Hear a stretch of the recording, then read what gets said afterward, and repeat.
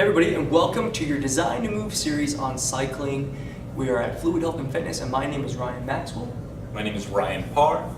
And today we're going to go over a corrective exercise series on cycling. We know that when we stay in a fixed position for too long, our body can start to develop muscle imbalances that lead to distortion patterns around our body that we then have gravitate to injury cycles and put us out of the game. So today we want to show you how to correct for that and put you into the right position. Right, and why would you want to make sure that your body is ready to move? Well, if you look at Ryan here, when he's in anatomical neutral, where everything is lining up, head, shoulders, hip, all the way down to the ankle, this is putting the least amount of stress on the tissues and joints. And when he does move into a position that is similar to cycling, it starts to put quite a bit of stress on the areas that are not lined up, as you can see. Yeah. So what happens is the muscles actually have little units that start to resorb or to stretch. And unfortunately, that actually changes their physical structure and how they hinge or pull on the joints. The analogy that we like to use is a hinge on a door. If the door is firmly attached to that hinge, it'll glide smoothly and there should be no wear and tear. But if it's sloppy and the joint is not firmly affixed to the door or the frame, then you hear squealing, and that's basically the sliding parts actually rubbing against each other, creating heat, friction, and breakdown. And really the joints are no different than that. They're supported by the muscles that actually move them around an axis. So if those muscles are in a short position or in a lengthened position to the point of not being in an equilibrium state, then that starts to create wear and tear and all the itises. Bursitis, tendonitis, arthritis, all the wear and tear. So today we want to do what? Yeah, we want to show you how to strengthen the muscles that are not pulling your joints back into the proper place and release the muscles that are bringing you out of that proper posture. Yeah, so we're going to do that with a handful of different exercises and stretching protocols. To do that, Ryan, I'm showing what we have today. We've got a couple pieces of equipment. I have a foam roller, it's a little half roller. We've got an exercise band that we're going to use for our knees.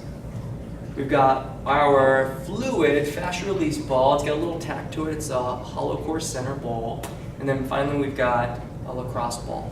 Both of these balls are important because they're both viscous. They're grippy, so they're rubber, right? So we want to be able to use them to shear the muscles in the fascia that we're trying to break down. So if you don't have one of those, go ahead and pick one up. Check out our website if you need it. And on that note, if you do have questions, go ahead and reach us at fluidhealthandfitness.com, or you can directly reach out to us at admin@fluidhealthandfitness.com.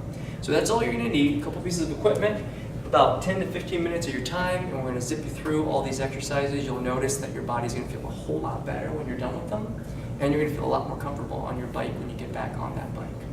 You ready to get started? Let's do it. Let's hit it. To begin with, we're going to get into a position called three-dimensional breathing.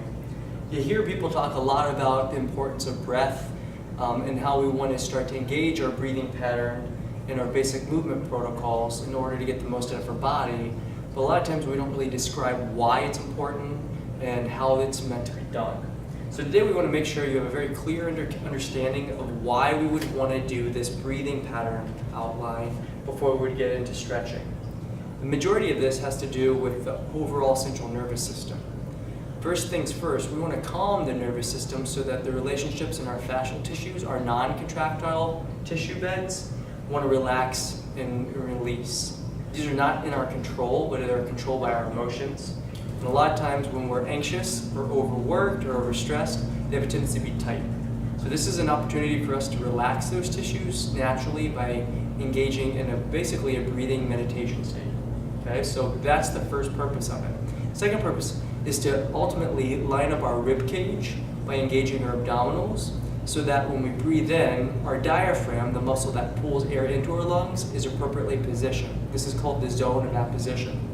So by engaging the abdominals while breathing, we're going to be able to reinforce the appropriate breathing mechanics and help to elongate certain muscles that are chronically in a state of stretch or flexion. Okay? So to start that, Ryan's on the ground. You'll notice that his heels are planted on the ground, his lower back's on the ground. He's going to take this foam roller and squeeze it between his legs as a bolster. He's going to bring his legs up to 90 degrees. He's going to squeeze that roller together, and then he's going to draw his arms back behind his head. They're about 90 degrees, bent at the elbow, and abducted, and his shoulder blades are flat against the ground. He's going to tuck his chin, and then he's going to begin by breathing all the air out of his lungs so he can feel his rib cage depress and then descend, fully engaging his abdominals. So now that his lower back's on the ground, basically, he's flexing his abs and holding that position. He's going to maintain the tension of his abs, and he's going to breathe in through his nose for a count of 2. So once you guys see this and you get the hang of it, go ahead and jump on the ground. You can do the same. As you breathe in through the nose for 2, you're going to squeeze the roller between the legs, and then you're going to breathe out for a count of 4 to 6. It's very important that we at least double the time for the breath out than the breath coming in. We want to do that because we want to strengthen the diaphragm to go through its full stretch strength cycle so we can get full diaphragmic expansion or contraction while opening up the back of the ribs. This is the reason why we call it 3-dimensional breathing. By breathing in and holding the rib cage down through our abdominal pressure, we'll notice that the back of the ribs start to expand. For cyclists, that's important because we're always in a state of flexion in the spine, and those muscles can be stretched and irritated and become tense. So we want to help to absorb and expand those muscles by breathing in deeply for our own diaphragmic expansion, breathing in deeply and pulling through the ribs, opening up the facet joints of the thoracic portion of our spine. You're going to want to do this breathing pattern for about 1 to 2 minutes and really concentrate on getting all the air out of your lungs with every breath. And as you do that, you'll notice that your abdominals are going to be facilitated and you're going to get a nice strong contraction in the ab wall. How's that feel? Pretty good? Yeah. So this is the beginning position. By doing that, it'll help you to declutter your brain. It'll help you to get some of the focus back on your body so you have better body awareness. And it's going to prep your body for all the next activities that we're going to get into. So with that, let's get into our first stretch. All right, first muscle we will be talking about is the TFL, which does connect onto the hip at the top here, and then the TFL runs down and connects into the IT band.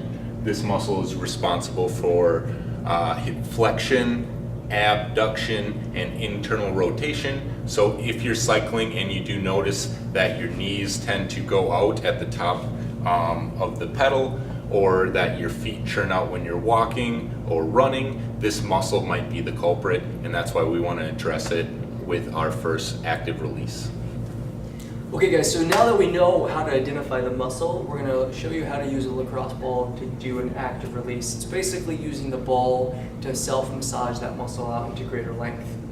To get into the process, you got to figure out where it's at on your own body.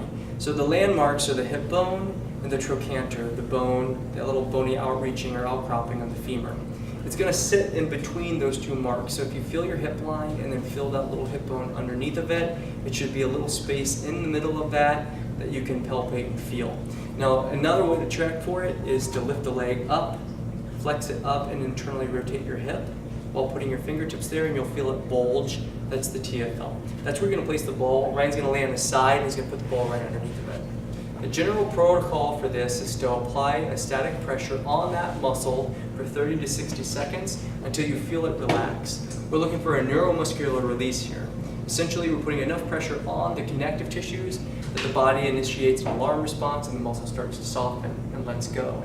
When we feel that initial release, and Ryan's going to do this jump ahead, but once you feel that initial release, you can go into the active release portion of it by extending the leg behind you or flexing your butt, pulling your leg backward, and then lifting it up to the ceiling. If you're new to this, that can be pretty painful and it may be too much for you to bear. The muscle should never quake, it should never be excessively painful, and it should never move the joint. If any of those 3 things happen, stop and reduce the range of motion. Go back to just sitting on it. If you can do this for, again, about 1.5 to 2 minutes, that should help to elongate the muscle. You would want to do both sides, and then we would get into the next stretch. Let's go. All right, now we're looking at the rectus femoris. This muscle attaches up at the top at the ilium and down all the way at the patella as well. And what this muscle does is it is a flexor of the hip and a flexor of the knee. So as you're bringing your knee up, as you're cycling and you're bending at the knee, this muscle is used in both of those. And what this does is it pulls the pelvis down, giving you that anterior pelvic tilt with a large arch in your back, and it will pull the patella up in a way, creating a lot of problems in and around the kneecap. So the rectus femoris is not our friend.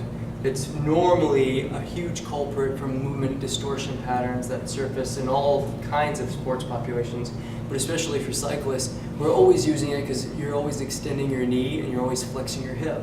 So this is a commonly overused muscle, and we're going to show you how to undo it or relax it. Remember, it bends the knee or straightens the knee and it lifts the hip up. So if I want to stretch it, I'm going to do the exact opposite of that. And we're going to use an active release technique or self-massage technique using our fascia release ball. Notice that we're using this one and not the lacrosse ball. And I'm doing that because it has a broader surface area.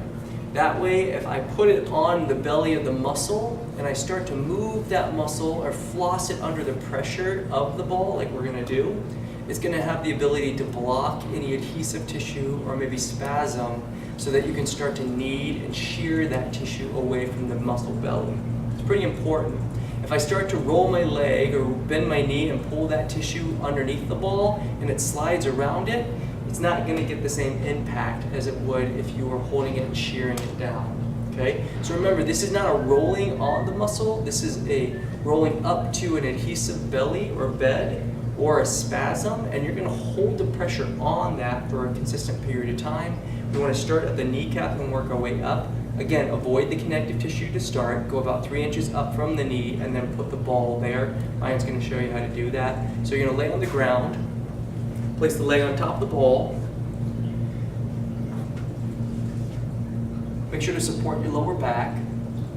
Ryan's on his left leg here, but if he wants to shift his weight a little bit, he can stick his right leg out and abduct it a bit to get more tension on the leg.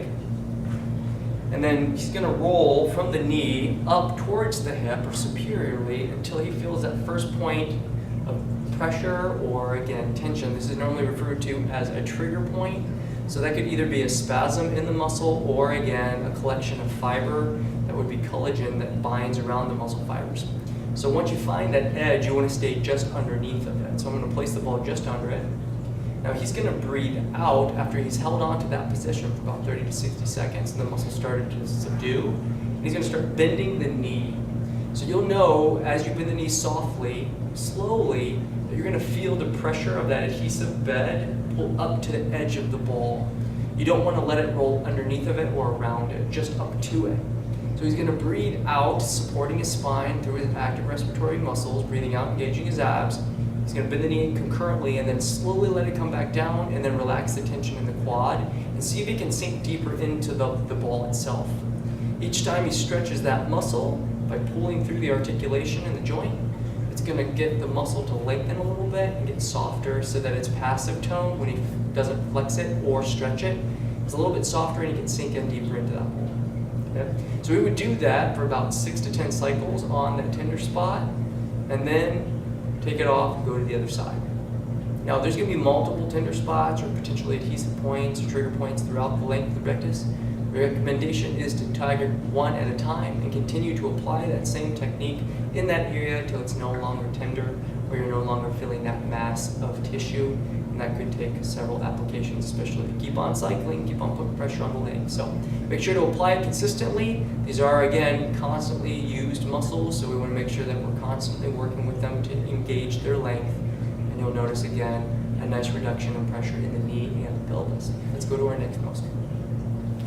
All right, so the next muscle that we're taking a look at today is the piriformis. You can see it highlighted in blue. It connects to your femur and to your sacrum, the tailbone, and this muscle is responsible for external rotation. So it's another culprit if you do see the toes turning out or your knees turning out as you're cycling, walking, or exercising. This muscle also runs over top of the sciatic nerve. So if you do have some pain that does run down your leg, this could be a reason for it, along with the herniated disc. So this muscle, when tight, is a real pain in the butt, right, man? Okay, so the real point here is that the muscle lays underneath the big gluteal complex. So you got this big old chunky monkey muscle, the glute max. You got your glute min, your glute med, this almost top and bottom this muscle, and we got to get through those muscles to get to the actual piriformis. Now recall that it attaches that trochanter, that outer femur bone, to the sacrum. So it runs diagonal from the hip bone across, basically over towards the sacrum. So to find it, I'm going to want to bring my leg up and across the body, like so, essentially to flatten out and pancake out the glutes, so that I can put a pressure point in there, penetrate or pierce through the glute, and then get to that piriformis. Right? So to do that, you're going to have to get into that position. So Ryan's actually going to face the camera this way, right? So we can show him. What you want to do is first identify your hip bone, right? So find out where your hip bone is, and then you're going to go basically laterally, or again in towards the sacrum, towards your spine, and then find a little tender spot, and then sit your weight on top of that ball. Now he's using the lacrosse ball. We're going to warn you right ahead of time, this is really not going to be friendly. Okay, so this muscle, if it is tight, you're really going to be able to feel this right out of the gates. And remember, what you'll see yourself, or if you have a tendency to be on the bike and you see your knees start to buckle out a little bit, one, the seat height could be the issue, but a lot of times the seat height isn't the issue, but you still see that there's an excessive external rotation in the femur and abduction. That could be the culprit. And also recall that from how Ryan described it over on the video, this could be laying on top of the sciatic nerve and creating pain. Now it goes down the leg as the sciatic, it goes down the back of the leg and back into the calf. It can disrupt your ability to get those muscles to fire as well. So we want to be aware of it, we want to be on top of it. And this is a great way to quickly release your sacrum, right? The pressure around your lower mid-back, and also that pain that might be lingering in or around the hip. You see people with tight piriformis, they're always hitting their hips like this, trying to get it to turn off, right? But again, this is a derivative issue, and it's something that we're going to want to take out, just like any of these other tension relationship imbalances. So once you've sat there for about 60 seconds or so, you're going to start to play the fiddle with your foot, right, or your leg, and that means I'm going to bring it out, abduct the leg, and then adduct the leg to the center and rotate the knee internally. So you're going to try to roll your foot up and in. By doing that, you're basically flossing that muscle, pulling the head of the trochanter away from the sacrum, and pulling that muscle into a greater length each time. Now the ball is centered right on top of it, so if you have it right on that piriformis, it's really going to create a pressure gradient and really kind of pull through and stretch it out. You would want to go through this about 6 to 10 times with the flossing. And as you bring your leg across, breathe in to arch the back, stretch it deep with the knee internally rotated, and then breathe out, let the leg fall, and then sink deeper into that pocket. Okay, as you do that, the passive tone of the muscle should start to reduce, and you should be able to get deeper and deeper into it. Make sure to get both sides of the hips before you move on, and that'll take us to the end of our piriformis active release. All right, next group of muscles that we're looking at are the hamstrings, particularly the biceps femoris. This is a major culprit of that muscle group. It does connect to the fibula, as well as the short head does connect onto the femur as well. And then this muscle connects all the way up into the bottom of the hip. So it's responsible for bringing that hip down, bringing you into that posterior pelvic tilt where you start to reduce the curve in your lower back, as well as it's a main culprit for pain around the knee.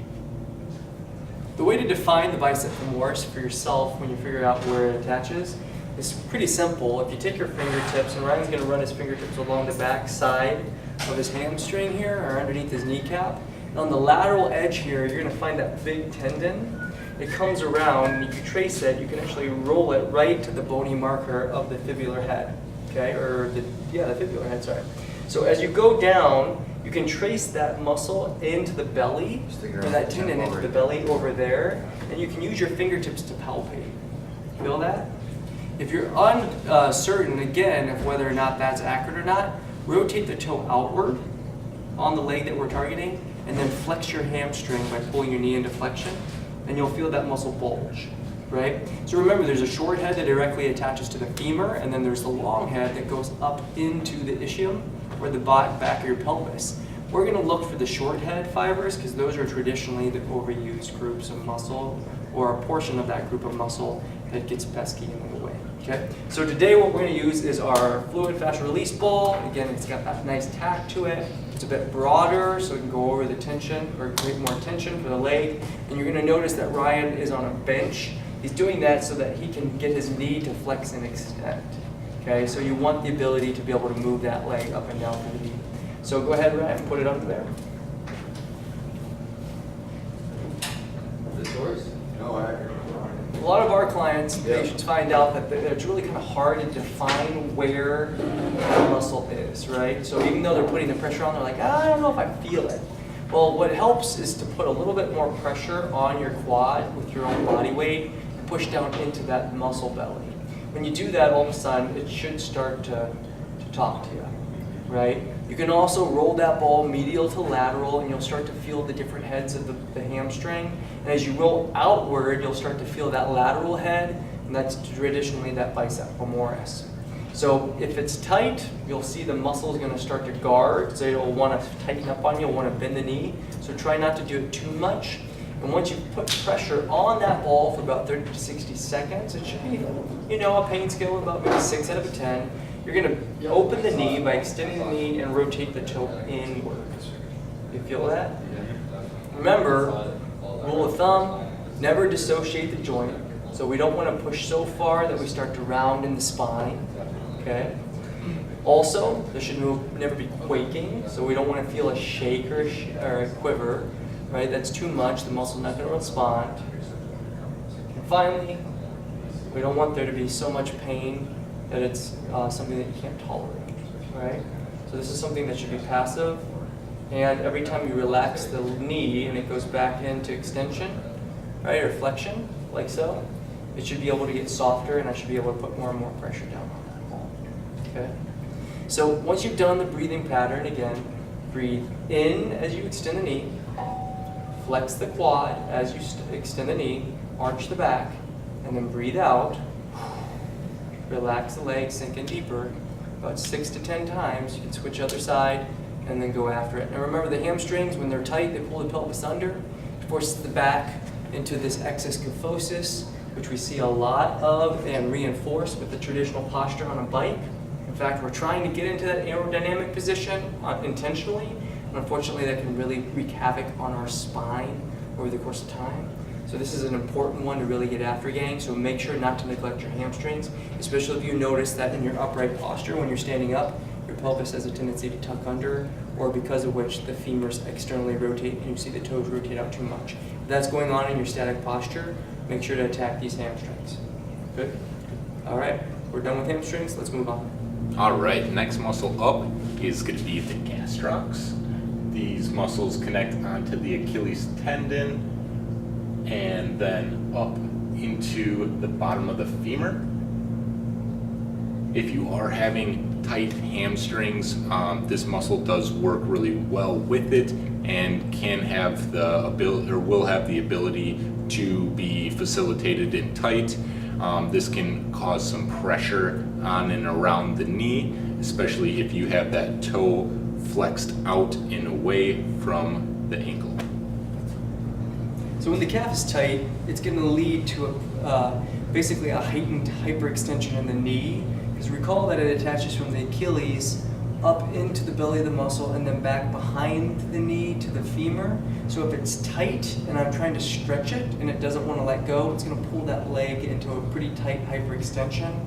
And again, we can feel that as, again, patella issues, a maltracking of the way that the femur and the tibia come together, the upper portion of the leg and the lower portion, and that creates a malattachment or an altering of the screw home mechanism of the knee. So it does have lots of implications with issues at the knee or patellofemoral syndrome, okay? So this is one of those, again, important muscle groups you're gonna want to target, especially if you're feeling knee pain while cycling, okay? So in order to do that one more time, again, to release the tension in the gastrocs, let's find them. If you trace the Achilles from the calcaneus to the heel bone up along the back, you'll see that little heart-shaped muscle group. Now, traditionally, the lateral portion of the gastroc is normally tighter as it makes up, again, a portion of this longitudinal sling with the peroneals and the gastroc and the hamstring. Remember, we talked about the hamstring and calves working together. Unfortunately, they work for the wrong reasons, right? So we want to turn it all off, right? So you're going to trace that lateral aspect of the Achilles up into the belly of the muscle. And Ryan's going to use our fascia release ball again to get the work done today. So he's going to trace it up. He's going to be away from the tendon, so he's staying away from the Achilles. He's laying on the ground, or sitting on the ground. He's going to use his other leg for weight. Brace it against the top of the tibia, and then smush basically the gastroc between the ball and the femur, or in the tibia rather. So he's using weight to push down and finding a trigger point. Now again, the calves are your primary propulsive unit in the body. They propel you, right? So the next one would be the glute and then the hamstring. If we're overusing these guys, whether it's running or cycling or whatever the case may be, we're not getting the most force out of our hips that we could. So it's again important for function and performance that we reduce the excess tone in these muscles so we don't recruit them all the time. So he's going to sit on that ball for about 30 to 60 seconds, once again looking for the muscle to subside or release, or again just relax. And then once that happens, he's going to start to move through the ankle. Remember, the Achilles attaches down to the ankle, or behind the ankle to the calcaneus, and then under into the fascia of the foot. So in order to stretch the gastroc, to stretch it out, he's going to pull the toes upward towards the shin, and then internally rotate the toe in towards the midline of his body. And then relax it, sink down. Okay, as it makes up the posterior line of the lower back portion of the leg, right? He's going to breathe in, arch the back, and pull the toe up as he internally rotates it. And then breathe out, relax it, sink into the belly of the muscle. One more time, about 6 to 10 times through this cycle, and every time you go through that pin and stretch, and you need that muscle open, as you relax it, you should be able to get in deeper into those fibers. You should feel it release nice and easy for you, okay? Again, we would do both the right and left side. And that brings us to the end of all of our stretch protocol for the lower portion of the commonly used or overused muscle groups for cycling groups. So next thing we're going to do is get into activation strategies for the underactive muscles. These were all muscles that we overused or called upon, that were over-facilitated. Now we want to work the muscles that have amnesia, that need to be activated and facilitated. So our first activator is going to be engaging the hip flexors and the internal rotators of the femur.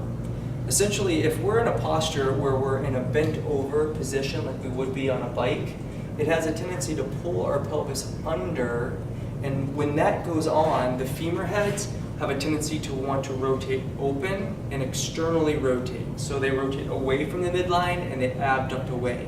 So it looks like this, external and abduction. Now what that does, as I bring my leg up into that position, it has a tendency to make the knee want to rotate open, stretch out through the internal rotators, and put more focus on that TFL muscle that we just targeted for the release just a few minutes ago. So today what we want to do is show you how to activate the flexors while maintaining a neutral lumbar spine and pelvic alignment, and then pull it into flexion and internally rotate the femur so that you can get adequate internal rotation, which is roughly 15 to 20 degrees of femoral internal rotation. Okay, so Ryan's going to do that. He's on the ground. First he's going to center his body, so make sure to again get the air out of your lungs so you can fill your lower back, so you can maintain your abdominal pressure and support your pelvis and lower back.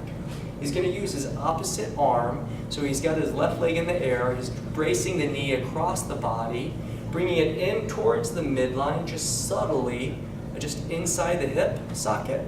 So he's about 7 degrees inside of his hip socket. And then he's going to push up and flex into his palm.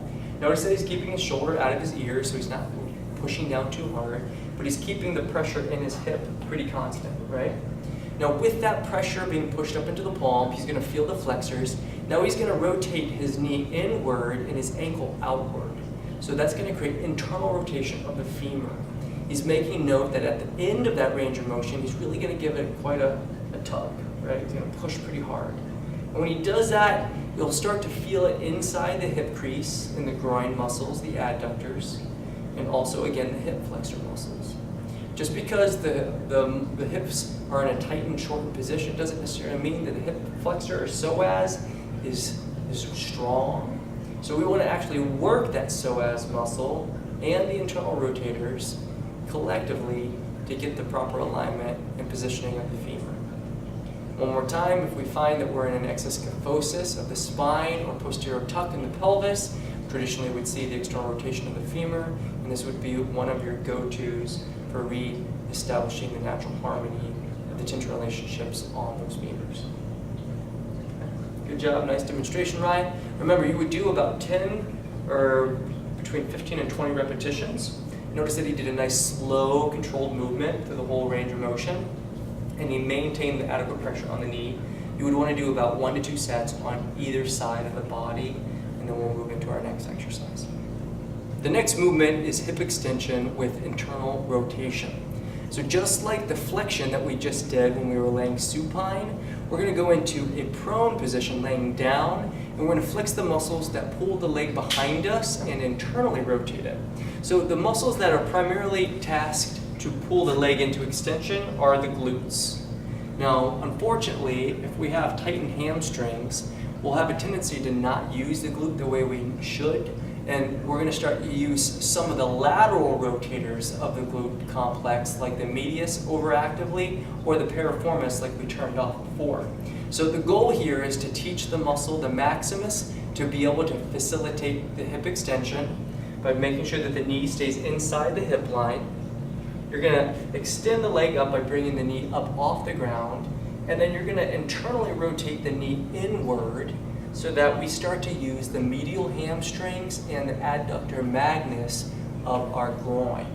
Both of those sets of muscles are responsible for maintaining the alignment of the tibia down below at the ankle, and also to help facilitate the right tracking of the sagittal plane of motion of the femur. Okay, basically the femur should go back and forth straight without rotating in or out. Okay, so to do that, you're going to just lay on the ground, and Ryan can actually lay down a little bit so he has less back extension. Right, we're going to try to take some of that pressure off the lower back, although that might be good for you guys too if you're especially in a rounded position. But for today, we're going to make sure it stays neutral. He's going to flex his abs by breathing out. Then he's going to lift his leg up off the ground, making note that the knee doesn't rotate out, it stays inside his hip line. And then he's going to rotate his ankle away from the body, bringing the knee into the center. If you feel it down the back, inside portion of your leg, and into the thicker belly of the muscle in the glute, you're doing the right thing. Remember, you want to lift it up, but only to the point where you start to deviate at the knee. So if it starts to rotate out, or you start to shift your hip, start to sway through the spine, again, you're moving the joints out of their natural alignment, and you're probably recruiting other muscles in an attempt to compensate. So don't do that. Make sure, again, make it nice and slow and control the movement. Make sure you don't feel it as excessive back extension, but keeping your abs engaged but breathing out as you lift the leg up. One more time, we would do 1 to 2 sets of 20 repetitions.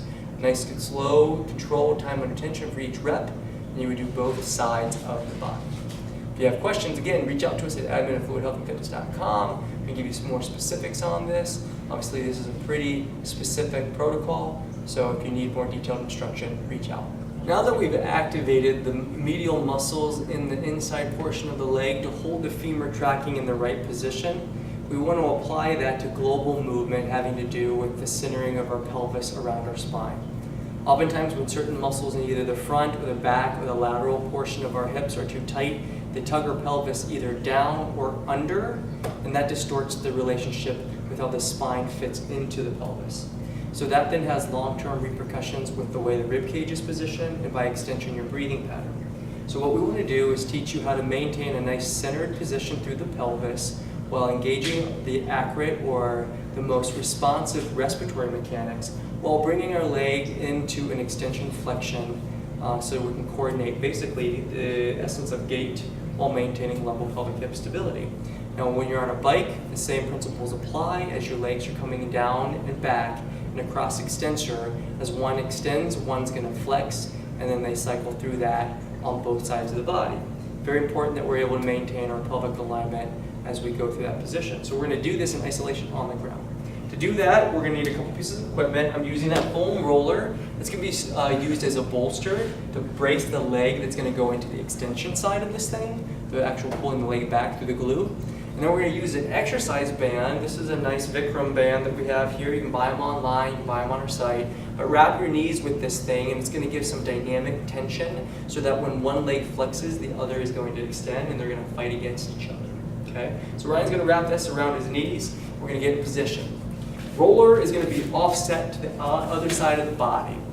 So if he's going to be flexing his glute on his right side, the roller is going to be offset to the right side of the body, making note that the other leg has clearance to go up and down through flexion extension.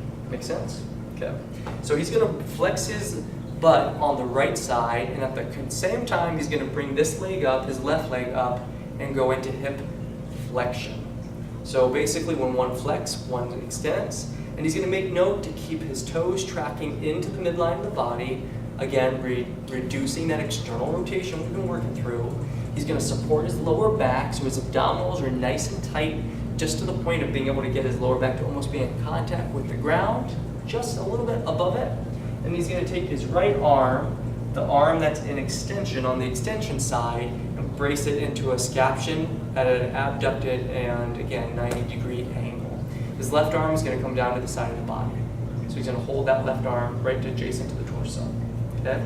So now that we're set up and we have the mechanics, here's what you're going to do. You're going to breathe in, hold the lower back on the ground, lift the leg up as high as you can without seeing the pelvis shift, and at the same time, you're going to push the opposite leg into the bolster and flex your glute. Go as high as you can before you start to see distortion, meaning the knees start to rotate out, toes start to rotate out, lower back starts to arch, and then breathe out with a deep, deep breath to a count of 4 to get all the air out of the lungs as you come down. We would want to go through about 10 reps of this to start with. And again, precision counts on this. Very, very important that we don't go so far into the position that we start moving around in our pelvis or our spine. So if we have too much tension in these relationships and we go too far, we actually do more harm than good because we're reinforcing negative patterns or compensations. So make sure that if you need to, drop the band, contain the movement, make sure that the knees stay inside the hip line as you bring them up.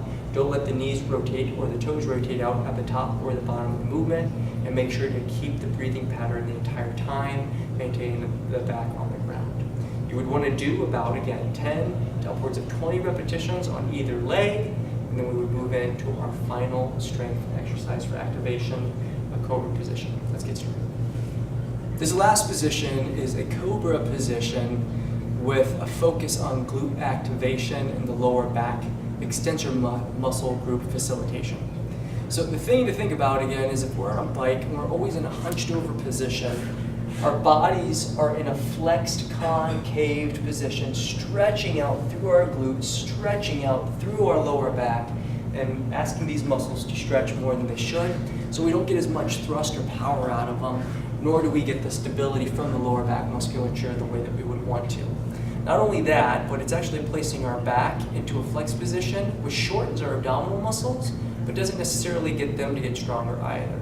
So what we're trying to do today is rebalance these muscle relationships to help get equilibrium around the pelvis, and now reinforce the strength curve on the back side of the body. We did the initial 3D breathing to help get our abdominals stronger, but we want to do the same for their partners on the back side, the erectors of the spine. So we're going to have Ryan do this by going into a cobra position, which is essentially drawing the arms behind you, going into an extension position in the back, arching through the back to strengthen those erector muscles, and then flex the glutes at the same time.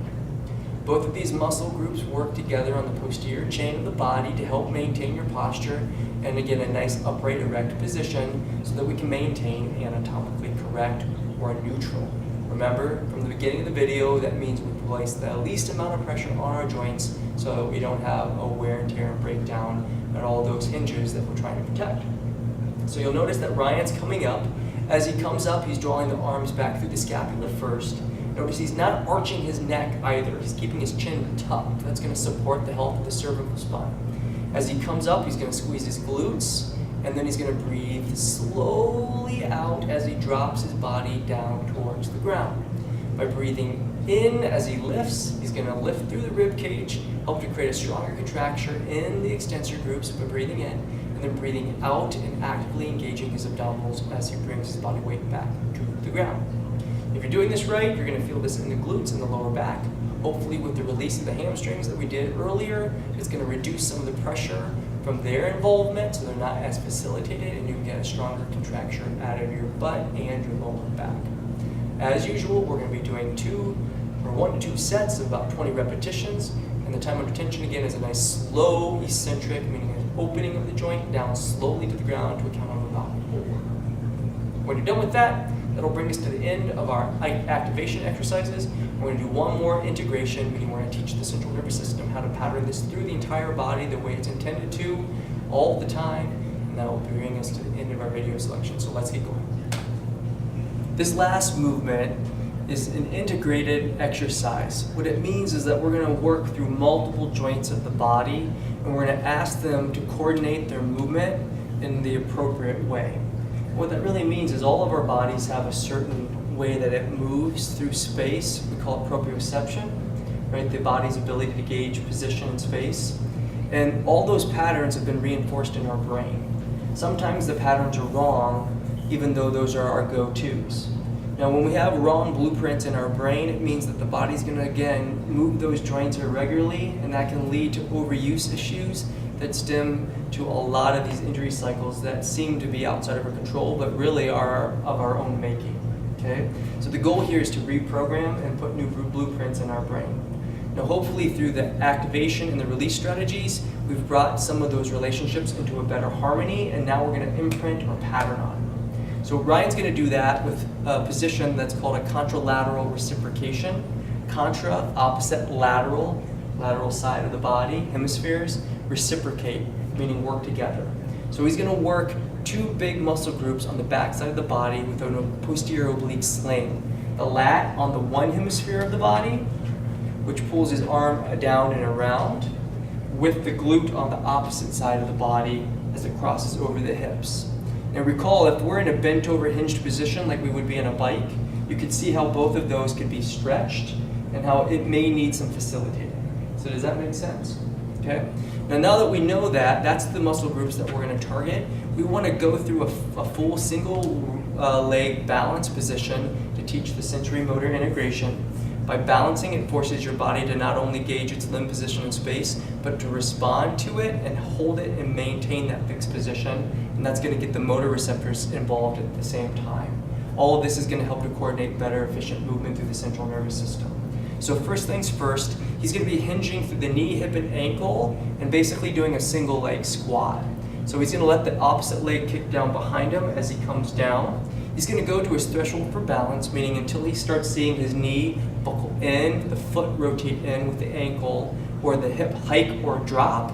If he sees any of those compensations, he's going to stop his range of motion. And then he's going to come up out of that, bring his hip all the way up, flex his abdominals, and on the opposite side of the body, he's going to draw the shoulder blade back and around, flexing the arm behind him to engage his lat. The lat and the butt basically serve as a rubber band that stretch to, again, go into rotation anteriorly and then flex to pull the shoulder open and retract it, and pull the hip back and retract that hip as well.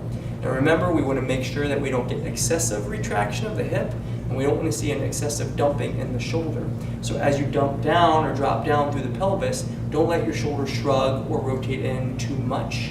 Come up, pull it back, retract it, find your balance point, use your oblique on the floating leg to support the pelvis, squeeze the glute, make sure the femur's tracking straight, not rotating out, and again, retract that shoulder around as you hold the rib cage in a fixed position.